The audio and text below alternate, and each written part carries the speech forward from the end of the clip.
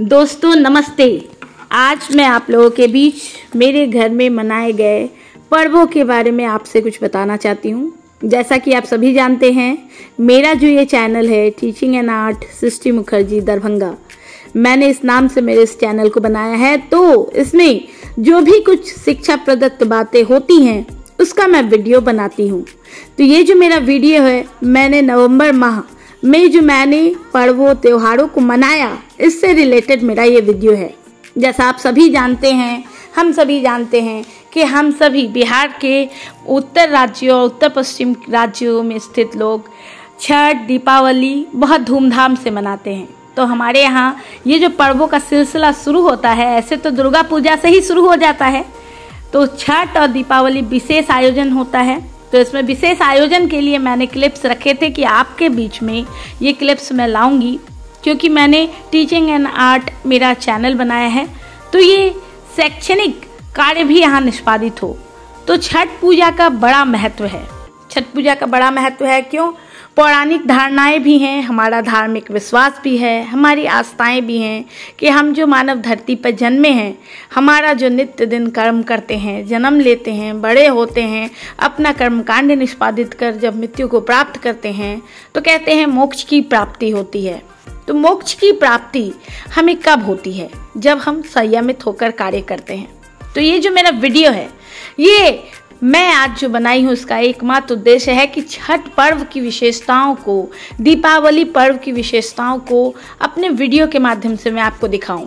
तो जैसा कि आप देख रहे हैं कि हम पहले घाट पे छठ मनाते थे, लेकिन कुछ ऐसी घटनाएं हो गई जिसके बाद हम घाट पे नहीं जाकर अपने घर पे ही छठ मनाते हैं।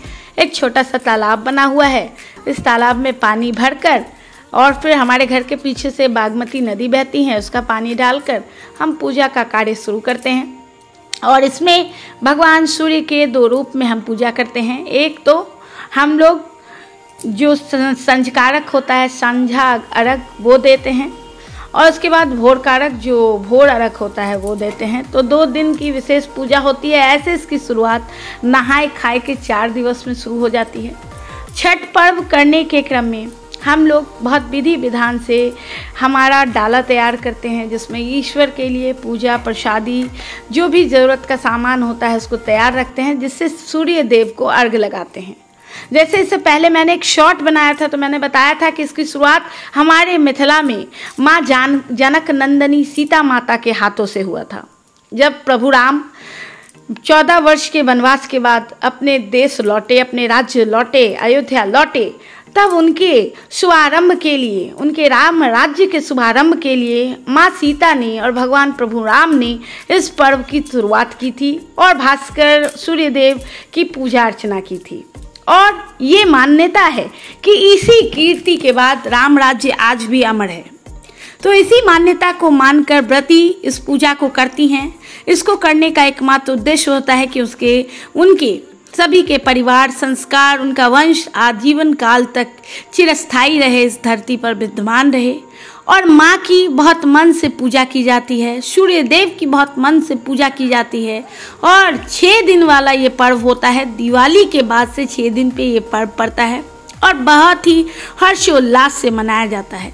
मुझे ये पर्व मनाने में बहुत अच्छा लगता है। चूँकि मैं शिक्षिका हूँ, समय का अभाव है, लेकिन इस पर्व में विशेष छुट्टी में मैं अपने घर में हर कार्यों को निष्पादित करने में अपनी अग्रणीय भूमिका निभाती हूँ।